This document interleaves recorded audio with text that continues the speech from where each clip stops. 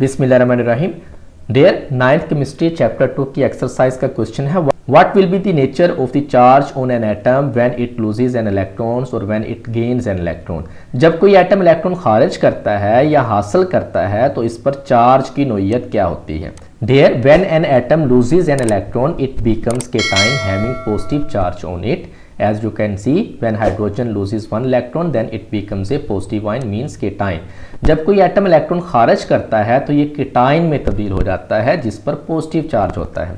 Dare, एक atom as a whole neutral होता है, उसके ऊपर कोई चार्ज नहीं होता, इसलिए कि उसके अंदर इलेक्ट्रॉन और प्रोटॉन की तादाद बराबर होती है। इलेक्ट्रॉन के ऊपर नेगेटिव चार्ज होते हैं, प्रोटॉन के ऊपर पॉजिटिव चार्ज होते हैं। जब एक एटम में नेगेटिव और पॉजिटिव चार्जेस वाले ज़र्रात बराबर होंगे तो उसके ऊपर एज ए होल चार्ज भी क्या होगा, ज़ीरो होगा। लेकिन जब हम बात करते हैं कि एक एटम ने एक इलेक्ट्रॉन खारिज कर दिया तो उसने इलेक्ट्रॉन खारिज किया है, नेगेटिव चार्ज वाला ज़र्रा या पार्टिकल एटम से निकल गया है, जिसकी वजह से नेगेटिव चार्ज एटम के अंदर कम हो गए हैं, लेकिन पॉजिटिव चार्ज कम नहीं हुए, वो वैसे के वैसे ही हैं, क्योंकि एटम ने इलेक्ट्रॉन खारिज किए हैं, प्रोटॉन खारिज नहीं किए।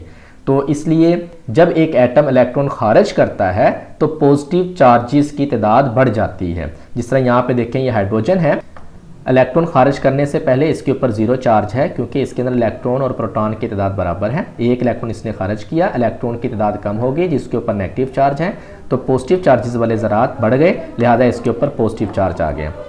When an atom gains electron, it becomes anion having negative charge on it.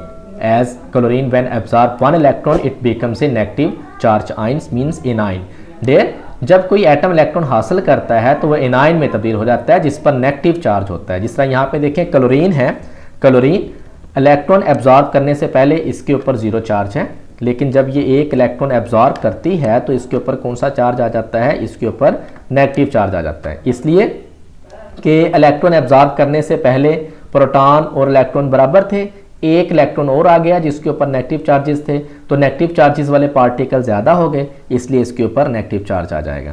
तो अगर कोई एटम जितने इलेक्ट्रॉन लूज करेगा उतने ही पॉजिटिव चार्ज आएंगे, जितने इलेक्ट्रॉन गेन करेगा उतने ही नेगेटिव चार्जेस आएंगे।